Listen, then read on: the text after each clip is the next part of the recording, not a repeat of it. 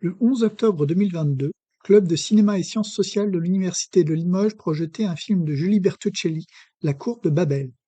À l'issue de ce film, la réalisatrice rejoignait enseignants, étudiants et étudiantes en visioconférence afin de répondre à leurs questions sur les mécanismes de production d'un film documentaire, ainsi que sur son expérience avec cette classe d'élèves allophones issus de catégories sociales très distinctes les unes des autres. Madame Bertuccelli a déjà une longue expérience de création de films documentaires qu'elle a commencé auprès des plus grands noms du cinéma comme Bertrand Tavernier, Emmanuel Finkiel ou encore Pierre Hété. Elle a réalisé des films sociaux pour Arte, France 3 ou France 5, certains étant nommés pour des distinctions prestigieuses comme le César de la première œuvre ou meilleur documentaire au Trophée francophone du cinéma. Son dernier film documentaire, Jeanne Campion, La femme cinéma, a été sélectionné à Cannes en 2022. Madame Bertuccelli a également été présidente de la SCAM, Société civile des auteurs multimédia, et actuellement dirige la Cinémathèque du documentaire. Elle fait aussi partie du collectif 50-50 qui promeut l'égalité homme-femme ainsi que la diversité au cinéma. C'est donc avec un grand honneur que nous la recevions à l'Université de Limoges pour le premier ciné-débat du tout récent club ciné-sociaux de la Faculté de Lettres et Sciences humaines de Limoges, même si nous n'avons pu enregistrer les 5 dernières minutes de la rencontre suite à un malencontreux inconvénient technique. Nous remercions les départements de sociologie, notamment Monsieur Thibault, et celui des sciences de l'éducation. Et voici donc maintenant Madame Bertuccelli à l'Université de Limoges pour un retour sur la cour de Babel.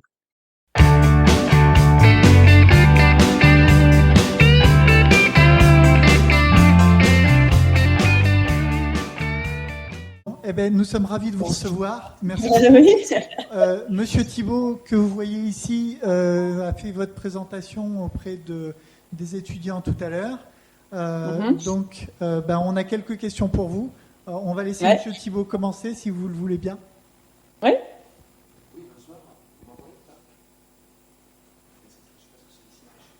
Là, j'entends pas. Vous m'entendez?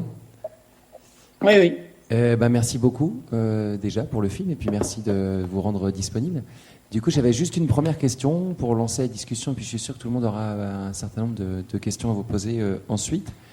Sur la manière dont vous avez construit votre film, à partir de quel moment vous avez eu l'idée de faire le film, comment s'organiser l'année de tournage, les contacts en amont, est-ce que vous étiez là très régulièrement pour filmer cette classe qu'on suit sur l'ensemble de l'année? Alors, l'idée, je ne cherchais pas un film, enfin, on est toujours en train de chercher un film à faire, mais je n'étais pas en train de me dire, tiens, je voudrais faire un film sur une classe d'accueil ou sur l'immigration, je ne sais quoi, même si c'est un sujet qui me touche depuis longtemps et j'ai l'impression d'avoir fait un peu déjà quelques films sur de ce thème-là, mais il se trouve que par hasard, on m'avait proposé d'être jury dans un festival de films scolaires, président du jury, et puis bon, voilà, j'étais là à voir des films à Paris faits par des classes, faits en aire de classe, et est arrivée la classe d'accueil de cette prof, et j'ai eu un coup de foudre parce que j'ai vu comme ça tous ces élèves sur la scène présentant leur film, qui était d'ailleurs super, un petit documentaire qu'ils avaient fait sur eux. Et j'ai eu tout d'un coup, je me dis, j'ai trop envie de voir ce que c'est qu'une année. Je connaissais pas en fait ce dispositif de classe d'accueil, je m'étais jamais posé vraiment la question de comment ça se passait pour les primo-arrivants à l'école en tout cas. Et du coup, j'ai noué contact avec cette prof, et puis à la rentrée suivante, je me suis dit, je vais aller la voir, je vais peut-être aller commencer à faire des repérages dans plusieurs classes d'accueil. Je sais pas, j'ai vraiment eu comme ça la curiosité d'aller, voyant aussi la force de leur relation, de voir aussi tous ces élèves qui, chacun entre leur prénom, leur visage, tout ça, c'était le monde entier là présenté là, et du coup je suis allée les voir en lui proposant de me présenter, que ça soit l'occasion, peut-être que je parle de mon métier ou je sais pas quoi. Et puis on a fait une première séance qui s'est super bien passée, où j'ai senti, là c'était la nouvelle classe d'accueil de la rentrée, que les élèves, en plus c'était assez exceptionnel cette année-là, il y avait 24 pays représentés, elle avait rarement eu autant de diversité de régions comme ça, et en leur parlant de moi, de mon métier, tout ça, j'ai vu les réactions, j'ai senti les personnalités. Bon, alors je me suis dit, je vais demander à ma productrice de venir aussi parler de son métier pour qu'elle les rencontre aussi, tout ça, parce que je sentais qu'il y avait quand même des pépites. Elle a été aussi sous le charme, et bon, on s'est dit, tout ça, ce lycée à la Grange-Auvel, c'est à 10 minutes de chez moi en vélo, vraiment près, à Paris. Je me suis dit que bien sûr, je pourrais aller, c'était un peu l'idée que j'avais eue au départ, d'aller voir plein de classes d'accueil, toutes les profs différentes autour de Paris, dans Paris. Enfin, c'était un peu facile d'accès pour le tournage, parce que je sentais bien que j'avais envie de passer comme ça une année avec eux. Et puis je me suis dit, de toute façon, dans n'importe quelle classe, j'irai, c'est sûr qu'il y aura des élèves super, et peut-être très bien. Mais là, en fait, je vois pas pourquoi j'irais ailleurs, parce que c'était comme ça, un premier jet. Je me suis dit, ouais, je reste là, en fait, parce que cette prof a l'air formidable. Déjà, j'avais pressenti en le juin d'avant, là, quand j'avais rencontré. Et puis voilà, ma productrice aussi a eu un bon feeling sur cette classe, et on allait assez vite commencer à tourner. Parce que bon, bien sûr, il faudrait que j'écris un texte pour chercher beaucoup, mais je me suis dit, je vais pas attendre une année d'écrire, voir toute cette année, faire des repérages pendant un an pour ensuite être frustrée d'attendre encore une année pour tourner. Donc, on a décidé de commencer ensemble, en fait, de filmer assez vite, évidemment, de demander les autorisations aux parents, à l'école et tout ça, etc. Mais ça s'est fait assez vite, donc c'est arrivé au mois d'octobre, novembre, et là, j'ai commencé à tourner régulièrement. Parallèlement, j'ai commencé à faire un texte. On n'a jamais eu d'aucune chaîne de télévision, personne ne s'intéressait au projet. Et moi, je continuais à tourner à raison de 2-3 jours par semaine, en moyenne. J'y allais, bon, surtout quand il y avait cette prof, mais aussi j'allais un peu voir avec les autres profs qu'il y avait, qui étaient dans cette accueil.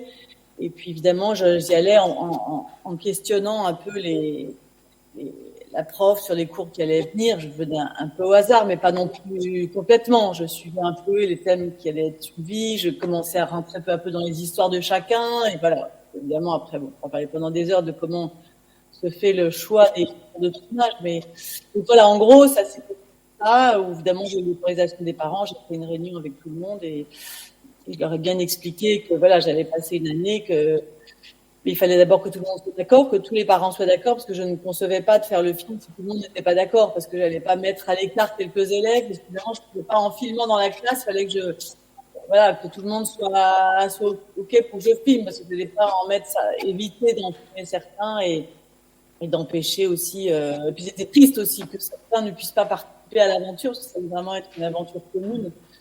Et bon, il se trouve qu'heureusement, tous les parents ont accepté. Et voilà, en gros, pour commencer cette question. Ça, si j'étais assez claire. Merci.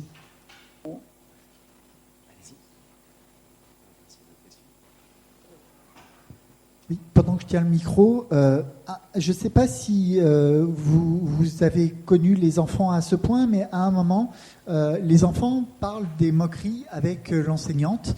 Moi, à un moment, ça me tique quand l'enfant parle de moustiques. Pour moi, elle se sent animalisée.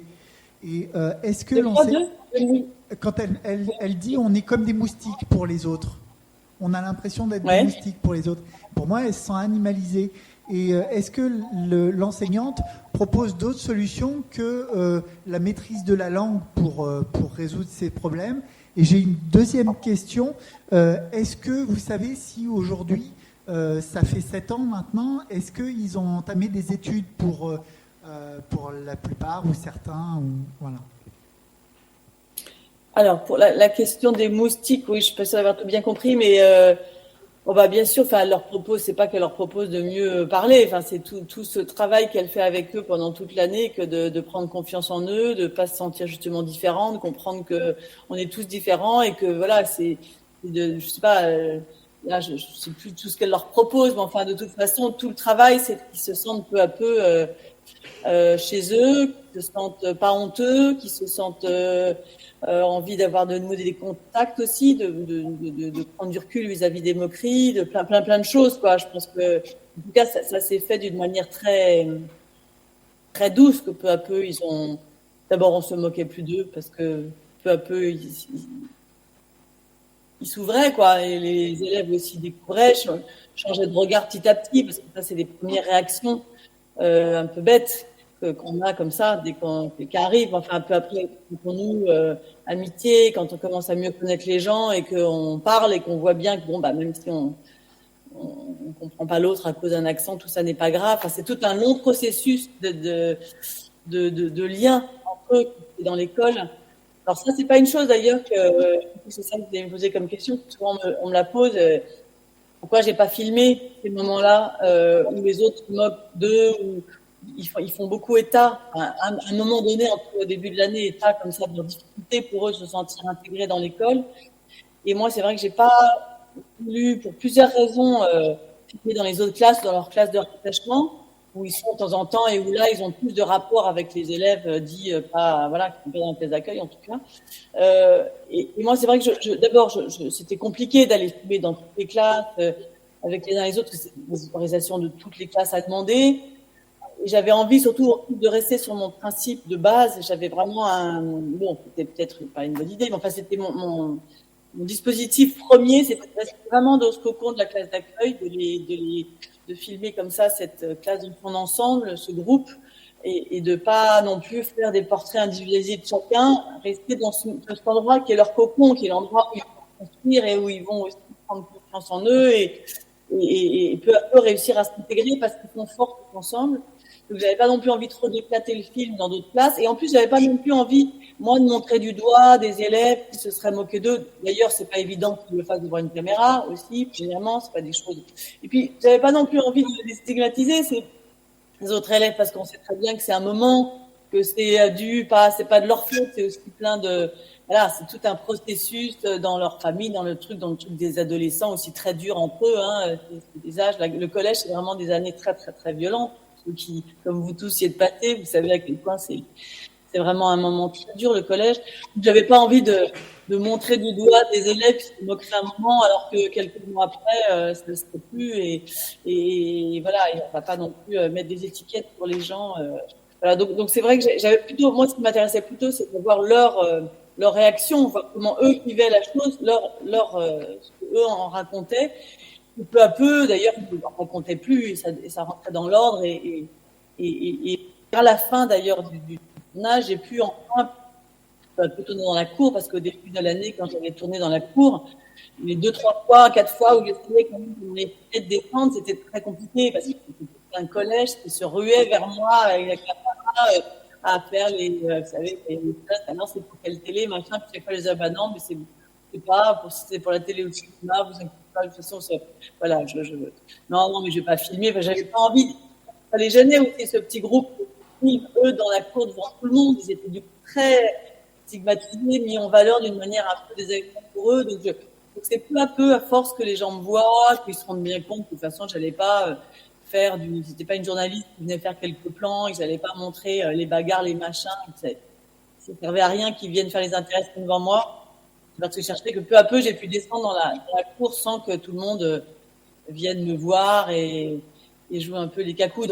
Et du coup, j'ai pu peu à peu filmer aussi les élèves dans la cour sans que ça les gêne, parce que c'est de plus en plus intégré. Et eux-mêmes se sont peut-être intégrés et peut-être un peu même fiers d'être filmés. Alors qu'au début, ils étaient très gênés d'être comme ça, regardés, mis en valeur. Voilà, tout ça pour dire que je ne sais pas si c'est vraiment la question de la prof, enfin, voilà, il n'y a pas de recette de comment vous voyez, vous imaginez bien que c'est tout un long processus. Et sinon, oui, bien sûr, alors là, je dois dire que quand quelques temps passe, je suis toujours en contact avec eux, plus ou moins. Là, j'ai pas des nouvelles très très très récentes de tous, mais les années qui ont suivi, jusqu'à encore il y a 2-3 ans, mais même là, j'en ai eu quelques au téléphone, mais ils ont tous eu leur bac entre-temps, très bien réussi presque tous, pas tous. Il y en a certains que j'ai un peu perdu de vue, mais la plupart ont vraiment fait des études assez merveilleuses parce qu'ils étaient très très motivés. Bon, je sais pas si le film a eu un effet sur eux. Bien sûr que c'est pas anodin de vivre cette année filmée, vivre tout ça ensemble.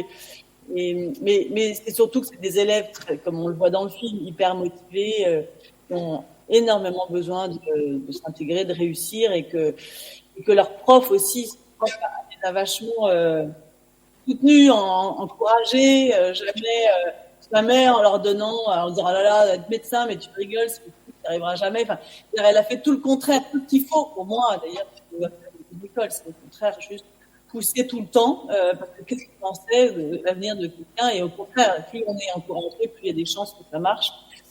L'encouragement est la pire des choses à faire pour quiconque. Donc, je pense qu'ils ont été vraiment très bien accompagnés, puis c'était tous des personnalités très fortes. Donc, oui, les uns. Alors, là, il faudrait peut-être bientôt d'ailleurs que je fasse, je pense, bon, même si c'est pas encore peut-être une idée si bonne que ça, mais de faire du temps après de ce qu'ils sont devenus. C'est sûr que je ne sais pas si l'un est devenu hôtesse de l'air et l'autre architecte, je sais pas quoi. Bon, d'ailleurs, Youssef est un de ceux où j'ai plus de difficulté à avoir des nouvelles, parce qu'il a eu vraiment des crises un peu lui, parce que c'est vrai qu'il vivait en France avec sa tante, et sa tante mariée. Enfin, il a eu des choses assez intimes, assez difficiles à régler vis-à-vis de sa vie intime, et il a un peu fait des fugues, il a un peu, voilà, il a, le moment où je les ai beaucoup aidés pour leurs papiers aussi, pour arriver à utiliser leurs papiers, et les 2-3 les fois où on a eu des rendez-vous à la préfecture, il ne venait pas, enfin, et sa tante était un peu, disparaissait par moments, il revenait, donc je n'arrive pas vraiment à avoir des nouvelles. Je pense qu'il a fait, voilà, il n'est pas facile dans sa vie, et j'ai eu beaucoup de mal à le joindre. De temps en temps, il réapparaît, peut-être il disparaît, donc voilà, c'est seul où je suis un peu inquiète pour lui. Et puis, évidemment, il y a une jeune fille qui est allée, et là, j'ai plus de nouvelles du tout, dans sa famille, enfin, des études plutôt religieuses, et elle a dû arrêter ses études parce que, voilà, c'est un peu la mainmise de la famille tunisienne sur elle, mais les autres ont tous, voilà, continuent bien leur vie en France, quoi. Bon, après, il y en a quand même un qui est reparti en Angleterre avec sa mère, là, elle s'inquiète de ne pas avoir de boulot, et que, effectivement, ils sont repartis vivre en Angleterre. Et voilà, enfin, en gros, je peux vous donner des nouvelles de chacun, mais enfin, en tout cas, ils ont plutôt bien fait leur vie, quoi. Jusqu'à aujourd'hui. C'est celui-ci qui fonctionne. Ouais.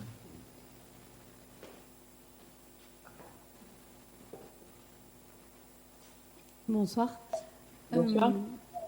Moi, je suis étudiante en master en sciences de l'éducation, et j'avais déjà pu voir l'année dernière ce documentaire dans un cours. Et je voulais revenir justement sur ce que vous disiez sur la posture de l'enseignante, que je trouve particulièrement intéressante à analyser en fait dans ce documentaire. Pour ma part, j'ai été marquée par le fait qu'elle dépasse largement, on va dire, ce qui relève en fait de l'institution et de ce qui était demandé dans ce dispositif-là des classes d'accueil, qui aujourd'hui n'existe plus d'ailleurs, qui a été remplacé. Et Ça a changé de nom, mais ça, c'est ça. Oui, c'est ça. Il ne fonctionne plus de la même manière. Et je trouve ça intéressant, oui, de voir qu'elle va plus loin que ce qui était prescrit. En fait, elle le dépasse largement sur la façon dont elle prend en compte la question aussi du parcours individuel de chacun, de l'histoire familiale, du contexte dans lequel il évolue. Et c'est pas véritablement une question, mais en tout cas, je trouve que c'est intéressant vraiment à voir dans le documentaire, et que c'est vraiment ce qui m'a beaucoup marqué dans tout ça. Voilà. Merci. Oui.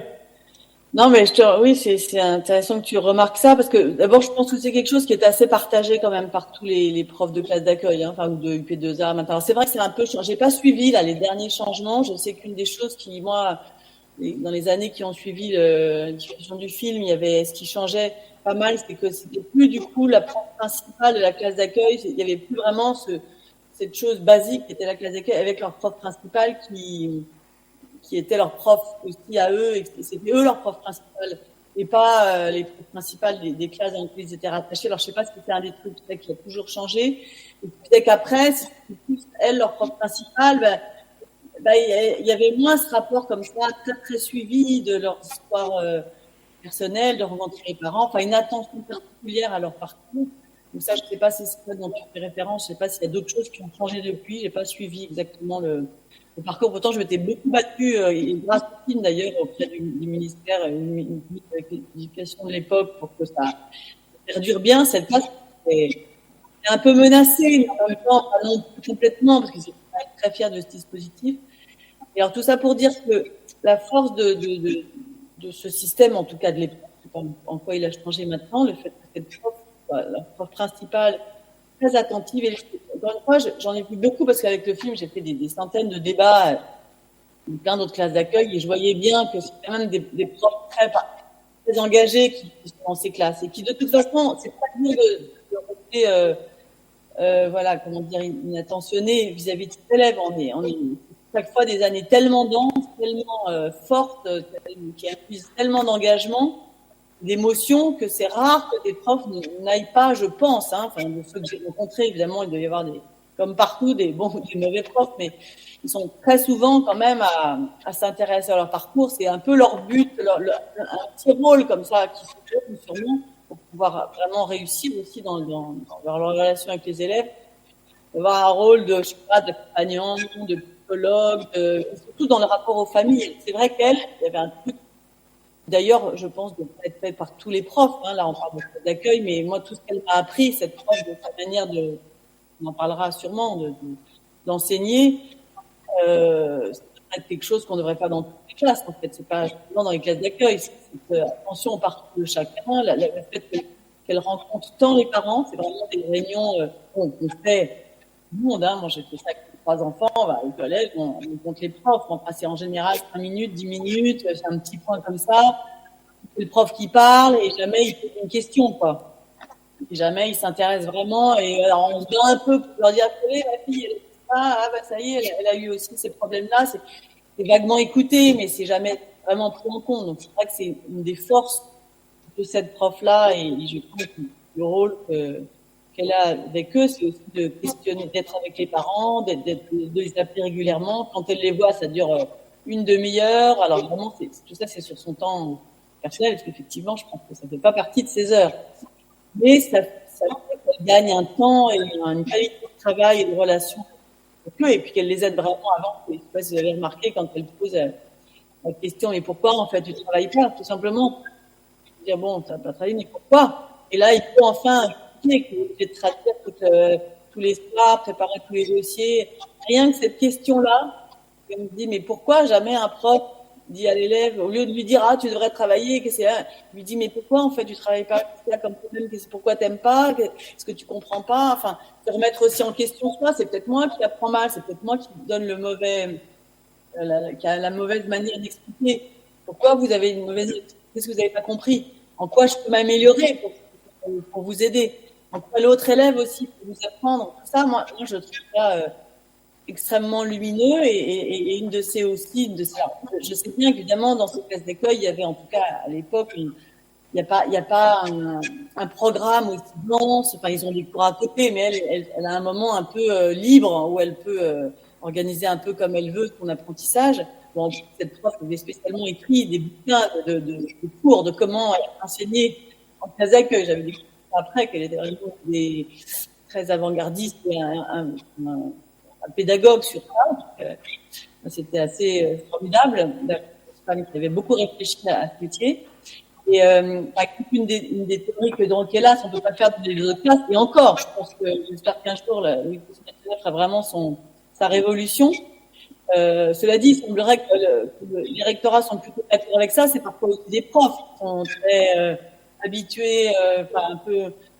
Certains profs, je sais pas, qui sont d'autres éducations ont du mal à passer ça. C'est par exemple les notes. Bon là, je l'ai pas évoqué dans le film parce que je pouvais pas tout garder, mais c'est plaisir de le partager avec vous. C'est que, par exemple, elle, les notes, bon, elle est contre les notes, elle en met vraiment parce qu'il en faut vaguement pour l'école, mais ça, son truc tout simple, c'est bon, alors elle fait un exercice, elle note quand même un peu compte, elle leur dit bon, mais quand elle rend les notes, elle dit mais c'est pas grave parce que voilà, on fait chaque devoir, on voit qu'est-ce que vous n'avez pas compris, et on va refaire en fait le devoir. Et moi, je ne garderai que la meilleure note. Je ne garderai la note que quand vous aurez réussi, que quand vous aurez compris, quand vous aurez mis une bonne réponse, ou bien su, il y aura moins de fautes, parce que ça veut dire que là, vous aurez appris. Donc là, je peux mettre une note qui correspond au but de mes cours, c'est que vous progressez, quoi. Et pas mettre une mauvaise note qui ne sert à rien. Parce qu'une mauvaise note, je ne sais pas si vous l'avez tous vécu, mais à part déprimer, décourager, rendre anxieux, rendre honteux, enfin tout ce que ça peut faire comme chose négative, et ben une bonne note fait tout le contraire. Elle ne fait que pousser, encourager. On est, même si à la limite on n'a pas bien travaillé, ça encourage à faire mieux. Donc elle ne peut pas donner une mauvaise note. Elle préfère rien donner comme note du tout et attendre qu'il y ait une bonne note qui soit satisfaisante et qui fasse qu'on on a envie de continuer, on a envie de progresser. Donc toutes ces petites choses, effectivement, c'est une pédagogie hyper active aussi, de faire en sorte qu'ils travaillent, qu'ils s'aident les uns les autres, que chacun aussi mette en valeur ses points positifs, parce que tout d'un coup, là, il explique à l'autre quelque chose. Donc ça, c'est aussi, c'est des méthodes vraiment, je pense, basiques, hein, que vous avez dû entendre, évidemment, vous connaissez par cœur, surtout que l'éducation, la nouvelle éducation, disons, qui peut apporter comme chose positive en classe. Voilà, c'est un exemple, mais peut-être que j'en aurai d'autres à vous donner. Mais vous voyez aussi comment je rebondis pour la parole de chacun. Les cours sont jamais figés. Par exemple, il y a une des élèves à un moment donné, là, la plus, je trouve, une des plus lumineuses du film, qui dit que le monde, quand c'est très émouvant d'ailleurs pour moi d'être là et tous d'être là à la filmer en train de dire peut-être que Dieu n'existe pas, enfin le monde est une question, enfin toute cette discussion autour de la religion là qu'ils ont et que Djenabou dit tout d'un coup il y a tellement de questions quoi. Et là elle, la prof, dès le lendemain, elle est venue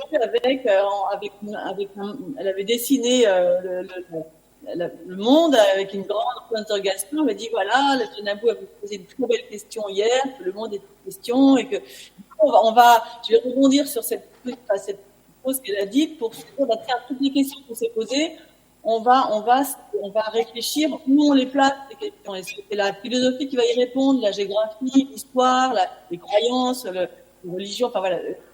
Et donc elle est vraiment très attentive à ce que les choses, voilà, elle ne se considère pas comme la donneuse de leçons, quoi. Elle apprend aussi des autres. D'ailleurs, vous voyez comment à la fin, elle dit j'ai tellement été heureuse de travailler avec vous. C'est-à-dire que c'est pas saignante, c'est d'avoir partagé ce moment ensemble. Elle a appris aussi d'eux, quoi. Donc ça, c'est une attitude, parce qu'à la limite, c'est des mots, hein, c'est des phrases. Je veux le dire, mais rien que de le dire déjà, surtout, je pense, pour des élèves. Et puis ça induit quand même une attitude de se dire que les cours, c'est aussi les élèves qui les créent, qui dynamisent le cours. Elle peut leur faire confiance, que c'est eux aussi qui peuvent avoir des idées, comment mieux comprendre, mieux apprendre, mieux échanger, quoi. Je sais pas si j'ai la réponse de ta remarque.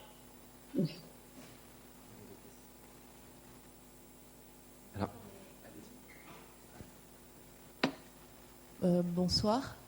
Bonsoir. Je suis en deuxième année de doctorat en recherche-création et je m'intéresse justement au film documentaire, parce que dans mon sujet, je passe de l'écrit à l'image. Et ma question va concerner l'écriture de votre documentaire. Donc, vous avez parlé d'un coup de foudre, j'ai beaucoup aimé ça. Donc, vous aviez déjà quelque part votre film en tête, donc ça suivait aussi une trame chronologique d'une année scolaire. Et comment ça se passe à l'écriture? Je pense que ce sera au moment du montage que ça se fait. Et comment vous travaillez l'écriture au moment du montage, avec votre monteuse ou seule?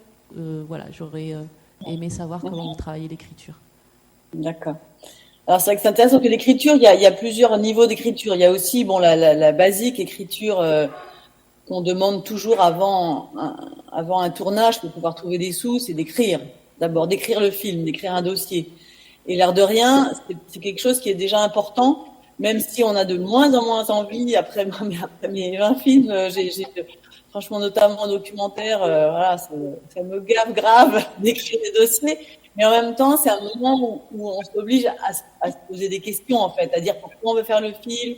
Bon, c'est des questions maintenant que je me pose sans avoir à l'écrire, mais quand même, c'est important d'écrire des premières choses qui ne seront peut-être pas le film. Alors, souvent, quand même, quand on relit le dossier 2 ans après, on voit quand même que les choses sont déjà là. En tout cas, les grandes intentions. Je dis pas, évidemment, on n'est pas, alors on vous oblige à écrire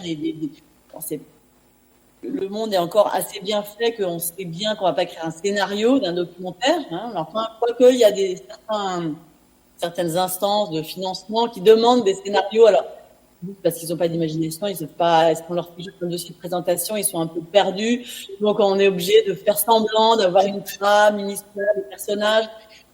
Mais tout ça fait que, bon, alors, je suis plus ou moins, vous voyez, une forme de scénario, quand même, bien que c'est un documentaire, il y a ce qui arrive qui n'est pas prévu. Et ça induit un tout petit peu, même si c'est qu'un dossier de présentation, on doit présenter les personnages, on présente un peu les histoires, les trames. En fait, l'intention, là, ce n'est pas notamment ce qu'on va trouver, mais qu'est-ce qu'on a envie de chercher.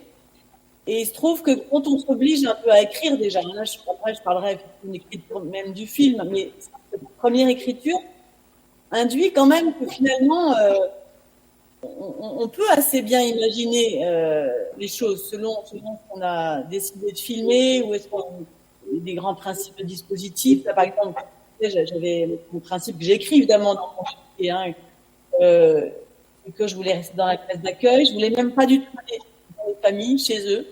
Je n'avais pas envie d'aller filmer les gens. Je préférais que eux racontent un peu des bribes de choses. J'avais pas envie de montrer comme ça du doigt non plus leurs intérieurs, leur milieu, la couleur de leur papier peint. Je n'en ai un peu rien à faire. J'aimerais, ce qui m'intéressait plus, c'était comment eux le racontent, comment eux le vivent, entre les lignes aussi, qui ne sont pas toujours bien dit, que ça soit plutôt évoqué, qu'on ait plutôt envie d'imaginer des choses, mais qu'on n'a pas besoin de nous les montrer, et que c'était surtout la vie en commun dans cette classe, encore une fois, comme je l'expliquais, qui m'intéressait. Je voulais faire une film assez chorale. C'était ça la force aussi, c'est que plein d'histoires différentes. Bon, bien sûr, il y aurait sûrement quelques personnages qui allaient émerger peut-être plus que d'autres.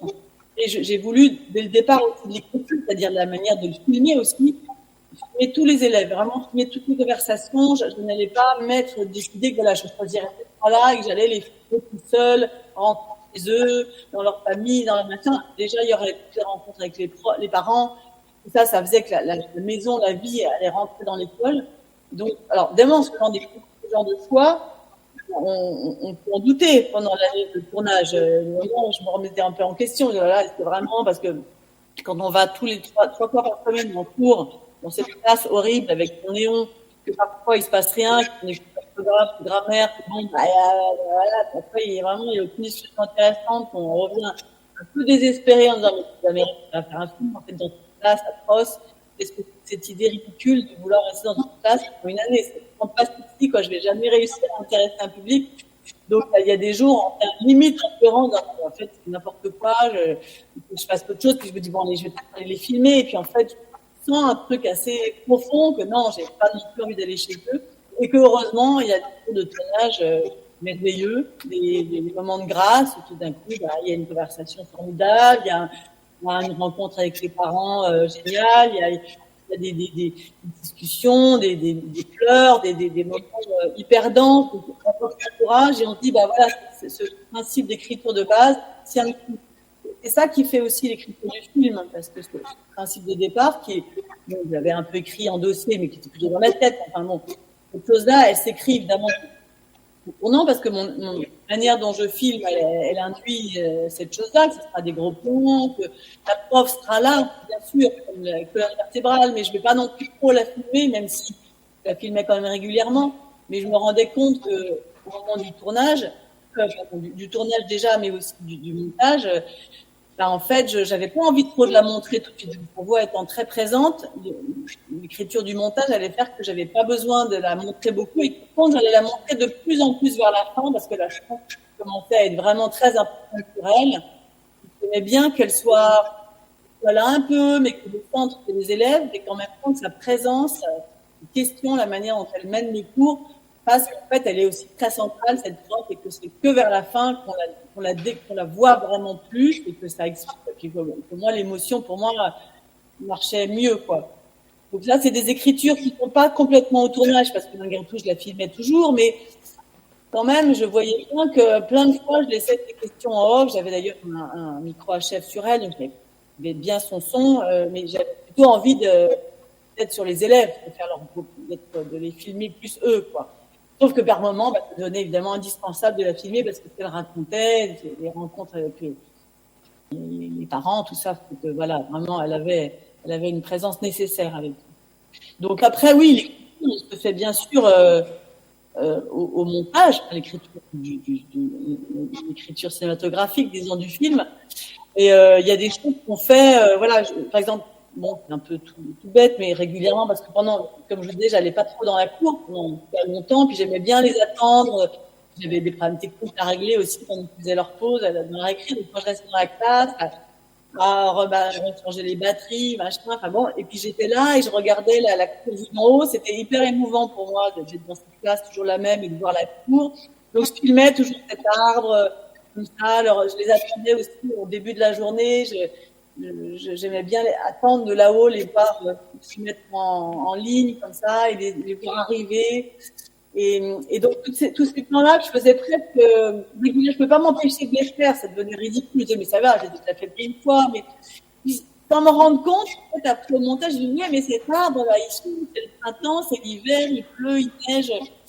Et tout d'un coup, j'avais pas vraiment coupé ça au tournage, ça pourrait être quelque chose comme une écriture. Puis c'est au montage que je me dis, tiens, quand même, pour rythmer, parce que j'étais pas non plus complètement sûre que j'allais suivre la chronologie, mais dramatiquement, d'une manière de dramaturgie, ça devenait quand même au montage que, bah oui, il y a quand même un tout petit peu de choses comme dramaturgie cap, il n'y en a pas beaucoup, malgré tout, mais il y a quand même un petit, voilà, de progression, le suspense, qui vont passer en classe supérieure, enfin, tous ces grands moments de l'année scolaire, quand même, pouvaient donner un cadre au film. Parce que sinon, c'est en festival quand même, hein, c'est des discussions dans tous les sens, il faut un peu fabriquer la dramaturgie. Et puis utiliser aussi les accidents, les événements. Par exemple, quand Mariam quitte l'école, elle part d'une autre ville. Bon, ça d'ailleurs, c'est quelque chose que j'ai un peu triché parce qu'elle est partie très vite au début d'année. J'avais peut-être 4-5 fois avec elle et j'étais désespérée parce que c'était une lumière dans le film. C'était vraiment une élève merveilleuse, d'une grâce incroyable. Elle était très marquante pour moi. Donc, quand j'ai appris qu'elle partait, il a fallu en montage après un peu repousser un petit peu ce moment du départ pour donner aussi faire un événement, créer aussi une dynamique et un rythme dans qu'il se passe quelque chose. À un moment donné où après des discussions qui étaient plus introductives, il fallait qu'il se passe quelque chose, qu'un autre thème du collège a abordé. Donc tout ça, c'est au montage que je l'écris et que du coup on se cale un peu dans la totalité. On triche évidemment un peu. Là, il y a quelques scènes qui sont inversées. Je ne sais pas plus là à dire que il y a même des scènes qui sont des gammes de plusieurs scènes, vous ne voyez pas, mais dans une même scène, il y a des élèves changent de coiffure, à d'autres boucles d'oreilles. Enfin bon, on ne se rend pas du tout compte parce que c'est la même thématique et que voilà. Donc ça s'écrit le film, ça se triche. Mais bon, quand on monte aussi, j'ai commencé à monter pendant le tournage, parce que je m'inquiétais aussi justement qu'on arrive à faire quelque chose, qu'on puisse pas, que le fait que j'avais pas acheté des élèves, tout ça, que ça allait peut-être être un peu hard et un peu trop, ardu et sec. En fait, en montant petit les sports importants, tous les moments que je sentais être forts, là, on a vu que ça marchait bien, quoi. Et que je me suis totalement rassurée sur le fait qu'il n'y avait pas besoin d'aller chez les élèves et que les événements, le fait qu'ils fassent un film aussi, bon ça aussi c'est une des raisons pour lesquelles, attends, je vais plus mes lumières, je sais pas si vous avez vu, le fait qu'ils fassent un documentaire ou des films pendant l'école, évidemment c'est aussi une des choses qui m'a attirée. Et c'est pour ça que j'ai voulu filmer aussi cette classe, et que je savais qu'il allait se passer quelque chose. Cette prof chaque année faisait des films en classe, donc ça allait fabriquer aussi des histoires dedans. Le tournage, la préparation, le tournage, le festival où elle va aller. Voilà, plus sans parler évidemment des conseils de classe et de toute la progression de l'année scolaire. Donc ça, c'est des choses qui s'expliquent déjà au tournage, qui sont intrinsèques, qui sont même dès le départ de le film. Et puis effectivement, en montage, on dramatise ça, on trouve l'équilibre, on réécrit. C'est sûr que le montage est le moment de l'écriture la plus complète du film. Et puis, mais il y a plein d'autres équipes. Il y a aussi le mixage, il y a le montage son, il y a jusqu'à la musique. C'est encore une nouvelle écriture du film.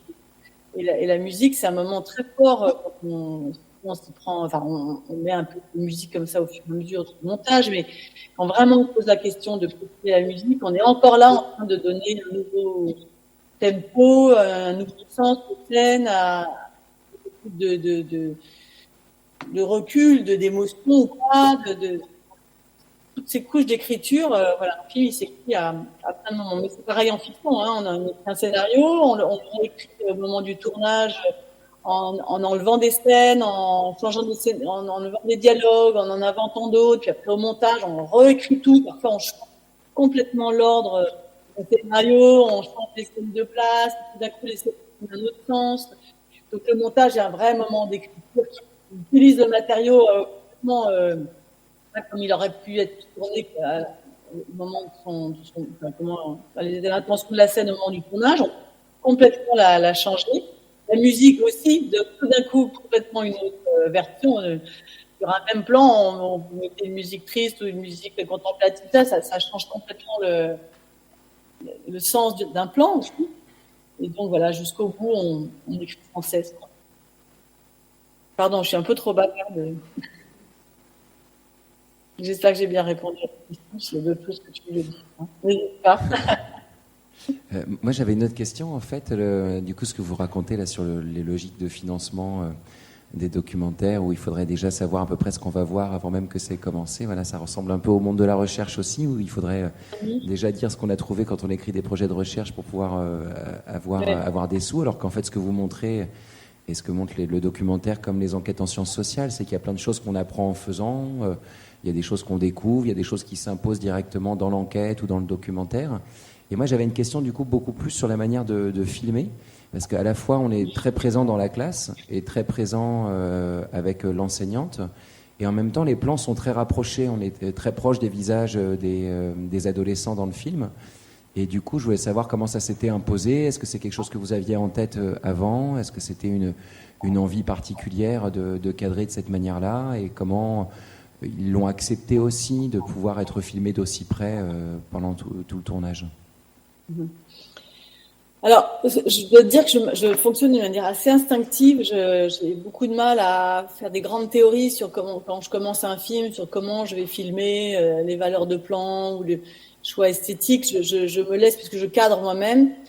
Et du coup, j'aime assez me laisser porter sur comment, voilà, sur le moment, je vais avoir envie de filmer les choses, disons. Si j'essaie d'être vraiment sincère, hein, parce que je pourrais vous dire aussi que tout ça a été bien pensé, mais je dois dire que je pense quand même que c'est en commençant à filmer cette classe, bon, les plans larges, en plus, c'est quand même pas très intéressant.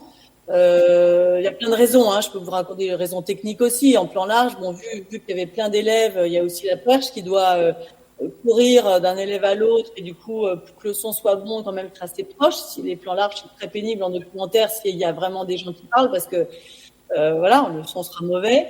Et de toute façon, moi, je crois qu'instinctivement, j'étais tellement happée par ce qu'ils allaient dire, leur visage.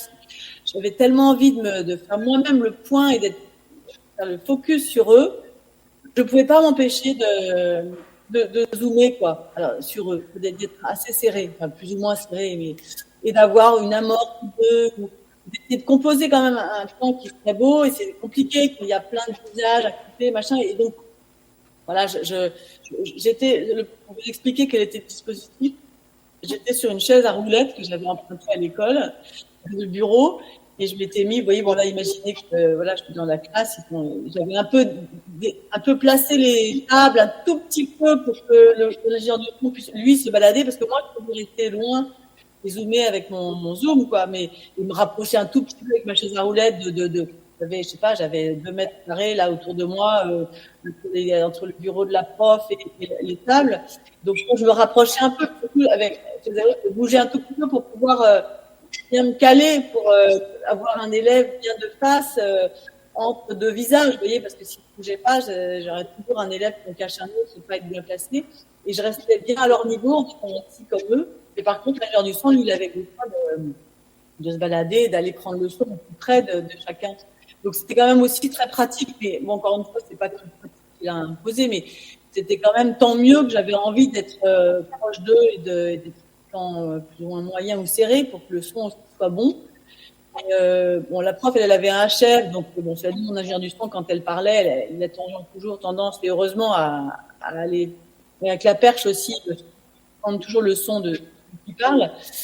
Et donc, bon, elle, j'étais un peu aussi plus près d'elle, donc j'étais plus de profil, ou j'étais moins face à elle, mais vraiment face à la classe, limite dans le regard de la prof. Je m'approchais le plus possible de la prof pour quand il la regardait, en tout cas pour être vraiment dans leur regard, quoi. Donc ça, c'était un peu le principe qui s'est fait comme ça petit à petit, en fait. Et puis bon, ces salles sont très intéressantes aussi. J'aimais bien qu'il y ait 2-3 amorces entre eux, mais heureusement, il lève la main avant de parler, donc j'avais quand même le temps de passer de l'un à l'autre quand chacun parlait à son tour. Et je faisais toujours un peu des plans d'écoute. Enfin, je laissais toujours un petit temps, quelqu'un a fini pour pouvoir au montage laisser un peu de temps pour pouvoir avoir la phrase suivante, pour le montage.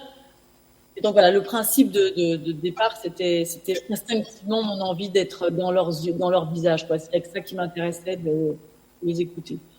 Je crois qu'il y avait une autre question. Je ne sais plus si j'ai répondu bien là. C'était quoi? C'était ça? C'était la question de pourquoi le dispositif de gros plan et tout ça, hein. Oui, c'est ça, exactement. Ouais. Bon, heureusement, il y avait d'autres situations quand même dans leur voyage, leur cours, tout ça, où ils pouvaient faire aussi des plans larges, hein, mais ça m'intéressait pas vraiment, en fait. En plus, monter des discussions comme ça, c'est vrai que d'être en gros plan, ça aide énormément, parce que du coup, on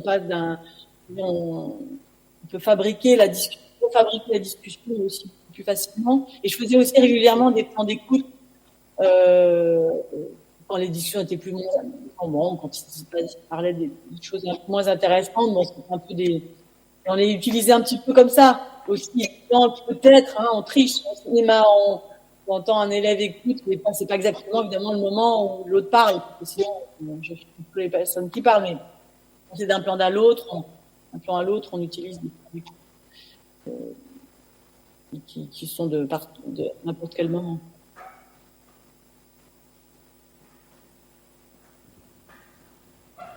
Entre le moment où vous êtes jury à Cinéclap et la sortie de votre film, il se passe combien de temps?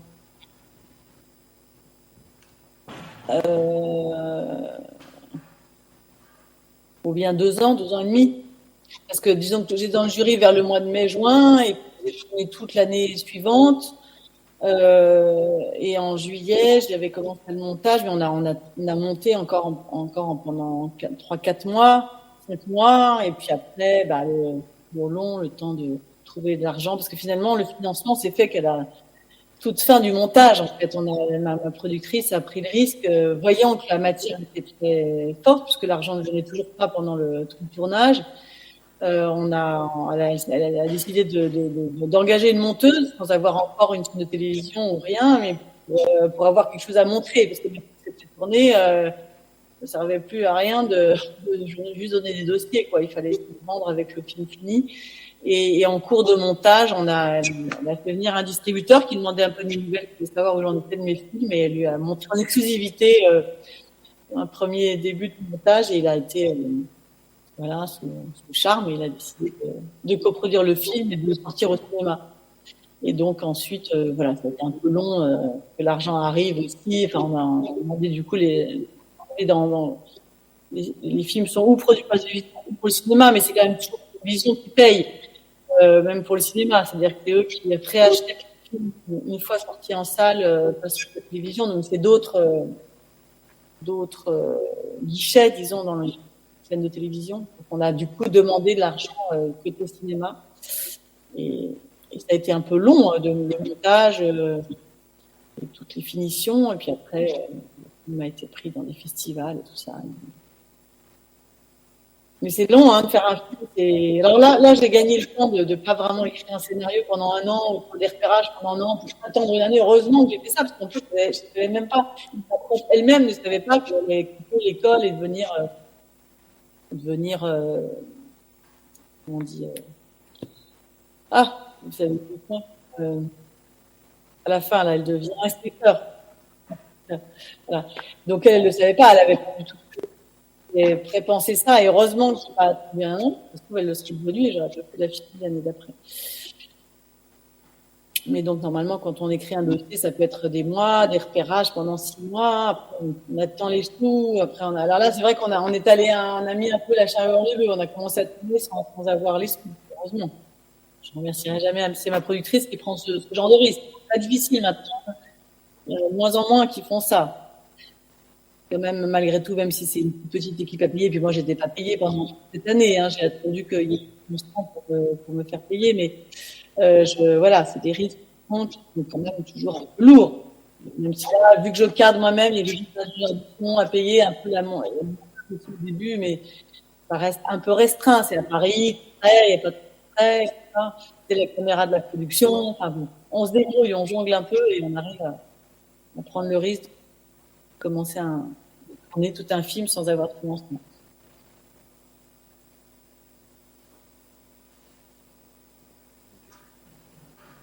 Moi, j'avais peut-être une dernière question. Vous avez fait des films du coup documentaires, un grand nombre de documentaires, mais également des films de fiction. Quel est l'intérêt pour vous de passer d'un type de cinéma à l'autre, et puis peut-être de poser la question aussi autrement par rapport à ce film sur ce que le documentaire permet, que la fiction ne peut pas toujours permettre également sur des types de situations qu'on n'aurait pas imaginées. Je crois que c'est Avi Mograbi qui disait ça, que ça ne l'intéressait pas de faire de la fiction parce qu'il y a trop de choses qui le surprenaient dans la vie réelle quand il filmait. Est-ce que c'est quelque chose que vous avez en tête sur le passage, la possibilité de décrire différemment justement entre la fiction et le documentaire? Ah bah c'est sûr qu'il n'y a rien de plus imaginatif et fort que le réel, hein. Je pense qu'on ne sera jamais aussi fort que la vie et que les dialogues, les textes sont toujours 10 fois plus forts dans la vraie vie que tout ce qu'on peut imaginer sur son petit ordinateur.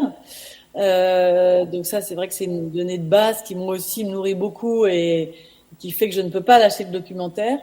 Bon, après, je me nourris des deux. J'adore passer de l'un à l'autre et c'est pas systématique, mais disons que je peux pas imaginer arrêter la fiction, arrêter le documentaire parce que d'abord, il se nourrit. Même pour moi, c'est des moments de vie très très différents.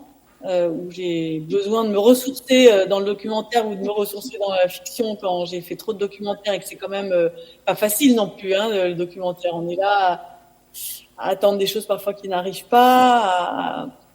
Ça peut être frustrant même, bon, d'arriver à les financer aussi, puis de pas toujours trouver des bonnes idées, des bonnes rencontres, et donc d'un coup de pouvoir maîtriser tout et d'inventer l'histoire qu'on veut, de s'inspirer quand même des choses intimes ou de vraies histoires ou des choses qu'on a vraiment envie de raconter, maîtriser un peu plus la chose, c'est aussi satisfaisant. Mais quand on est au bout d'un long métrage épuisé d'avoir long métrage de fiction, d'avoir dû tout choisir, le moindre t-shirt, moins de figurants, moins d'acteurs, les moindres positions de caméra, donc on a envie enfin de se laisser porter par le réel, ça fait aussi beaucoup de bien. Après aussi la narration, moi je me nourris des deux parce qu'en documentaire, d'abord la fiction ne fait qu'imiter le documentaire. Tout le monde rêve en fiction de faire la vraie vie, quoi. Donc, en fait, la dramaturgie elle est déjà dans la vie. Donc la dramaturgie elle est là dans toutes les vraies histoires et on essaye en fiction de la refabriquer, mais il n'empêche que quand même en documentaire, on se nourrit beaucoup de dramaturgie de la fiction. C'est-à-dire que raconter une histoire, on s'oblige un peu plus. En fiction, c'est pas toujours clair qu'on peut raconter si facilement une histoire. Donc, on est obligé de trouver des semaines à faire. C'est pas en arrivant quelque part, en restant en filmant pendant des semaines qu'une histoire se raconte. On veut trouver quand même des points d'entrée, des situations, des personnages, on filme pas non plus tout pendant des heures, on est obligé de faire des choix et on doit penser presque en termes de fiction pour raconter l'histoire.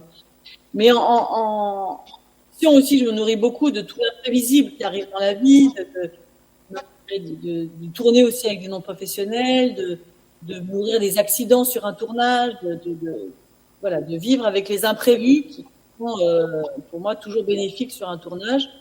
Il n'y en a pas toujours beaucoup, mais quand même, le peu qu'il y a, c'est toujours des cadeaux qui arrivent quand on a prévu de filmer sous le soleil et qu'en fait il pleut, tout d'un coup, oui, la scène elle peut se raconter aussi autrement et ça amène aussi lumière haute, une intimité différente, on change de décor et tout d'un coup, voilà, c'est plein. Enfin, des décors aussi pas possibles et en faisant des reparages, on découvre autre chose, on change la scène de lieu et elle devient aussi parfois plus riche que ce qu'on avait imaginé. Voilà, il y a plein d'anecdotes que je peux raconter sur les tournages en fiction où les intempéries, où les animaux qui débarquent, les rencontres, voilà, je sais pas, on doit être, mais tout le monde n'est pas toujours perméable à ça. C'est-à-dire que il y a beaucoup de gens qui sont imperméables aux accidents et qui veulent au contraire fabriquer en fiction, tout soit bien écrit, les dialogues, surtout avec le moyen de ne pas changer une ligne, tout a été dessiné. Voilà, chacun a sa manière de faire, hein, il n'y a pas de hiérarchie. Très bien, moi, au contraire, j'écris des choses et tout, mais si avec les comédiens, d'un coup, ils ont une autre manière de le dire, pourquoi pas? Bon, pas toujours aussi bien que ce que j'ai écrit, mais quand même, c'est un vrai travail de collaboration. Donc, les propositions des uns et des autres, on se prend une scène, c'est une chose que d'écrire, que de tout d'un coup être dans un décor avec les acteurs, les mouvements, les regards font que on enlève des dialogues. Parce que finalement, l'acteur, avec lui, on voit que les dialogues ne sont pas nécessaires, sont même lourds d'ailleurs. Il passe son temps en fiction à enlever du dialogue. Donc voilà, moi les deux, la fiction, c'est les deux. C'est le frère et la sœur du cinéma. Enfin, ils sont indissociables. Le cinéma est né plutôt documentaire, et c'est deux manières de faire du cinéma qui sont aussi importantes l'une que l'autre, riches que l'autre, et qui ont une histoire aussi d'ailleurs, hein, aussi importante l'une que l'autre. On connaît un peu trop, surtout celle de la fiction, mais c'est pour ça d'ailleurs que j'ai créé une cinémathèque du documentaire et que je me bats pour qu'on le documentaire soit plus mis en valeur, parce que on oublie qu'elle a une histoire, des pionniers, des merveilleux, une histoire du documentaire et des films du patrimoine exceptionnels. Donc, bref, tout ça pour dire que je ne sais pas l'un pour l'autre et que les deux m'ont nourri tout autant. Et puis, à force de regarder aussi le monde, de voir des documentaires, de regarder comment les gens parlent, je pense que ça m'aide aussi beaucoup dans la direction d'acteurs aussi. Après, de me mettre dans la situation vraiment de regarder les acteurs, pas juste complexe, les acteurs, je suis face à la vie et là, est-ce que j'y crois? Est-ce qu'ils sont pas en train de surjouer? Je suis très angoissée par ça. Parce que j'aime bien peut-être le cinéma réaliste. Je peux aussi voir d'autres films surjoués, pourquoi pas. Mais moi, en tout cas, dans la manière que je fais mes films, je suis très attentive à ce que le jeu soit le plus fin possible. Et ça, du coup, je pense qu'à force de me dire, tiens, je regarde le monde et pas des acteurs, j'arrive à y croire ou pas y croire. Comme d'ailleurs en